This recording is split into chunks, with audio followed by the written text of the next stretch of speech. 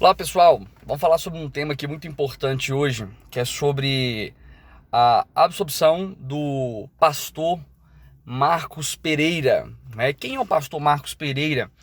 É aquele pastor que nós costumamos ver ele gritando, né? Ele fala aqueles gritos fortes, TEI, ele tem costume de falar muito isso. Ou quando ele está em trabalho espiritual, né? Ele é um pastor que tem um trabalho voltado muito para a questão de libertação de presidiários, não é? Recuperação de traficantes. Ele trabalha muito com isso, ele trabalha muito nos morros, não é? E, amados irmãos, olha o que aconteceu, olha que interessante. Há um tempo atrás foi feita uma denúncia contra ele de estupro, né? Essa denúncia fez com que ele fosse condenado a 15 anos, não é? A 15 anos. E sendo condenado a 15 anos, eu me recordo que até muitos cristãos começaram a falar desse pastor, apontar para esse pastor, não é? Falar, uai, mas não era o pastor que libertava os traficantes, agora tá preso, o que está acontecendo? E amados, eu me recordo dessa cena, não é? A igreja é uma igreja que cresce muito, justamente porque ele trabalha muito em periferias, não é? Ele cuida muito dessas pessoas que precisam, né? Que são às vezes castigadas pelo tráfico de drogas, castigado por essas ações, não é? E o que ocorre? Ele foi preso, não é? E ele sendo preso, foi julgado o recurso, né? Recurso da defesa dele. E hoje, né? Hoje foi colocado que ele foi absolvido, não é? Não foi processo anulado, preste atenção. Ele foi absolvido, tá bom? Então ele é inocente, tá bom? O resultado final foi que não haveria provas que comprovariam o estupro. Primeira coisa que eu quero falar com vocês, muito cuidado sobre isso. Muito cuidado. O pastor Marcos ficou preso 1 ano e alguns meses de maneira que não poderia, né? Ele não poderia estar preso, né? 1 ano e poucos meses de maneira injusta. Ele não cometeu esse ato, segundo a justiça, que foi apurado no finalmente de tudo, mas infelizmente nós sabemos que hoje essa questão do estupro ela foi muito banalizada ao longo do tempo. Muitas pessoas, isso não é nada a ver, isso nós vamos deixar de lado.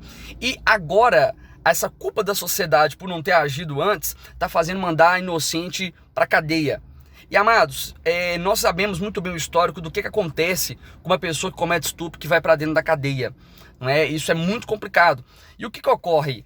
Esse pastor ele foi absolvido, só que algo muito interessante aqui, apesar de toda essa tristeza da história que eu contei para vocês, eu quero contar algo que Deus fez.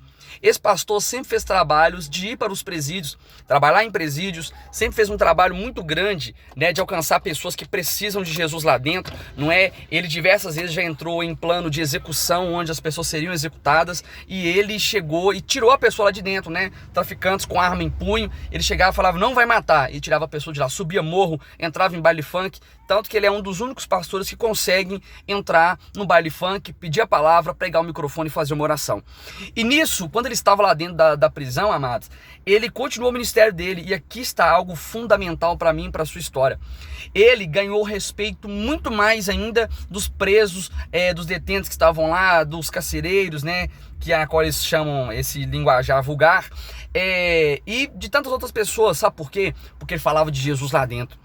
E nisso, quando ele estava lá dentro da prisão, ele pregou e ganhou muita gente para Jesus. Então olha que interessante, mesmo na dor, mesmo na injustiça que fizeram com o pastor, ele ainda exerceu o chamado dele dentro da prisão. E hoje ele volta para dentro daquela prisão que ele estava preso para falar que Jesus Cristo continua libertando, continua salvando, e Jesus Cristo deixou ele por vezes ficar lá dentro, mas tirou ele e considerou o inocente. Isso é muito importante, sabe por quê?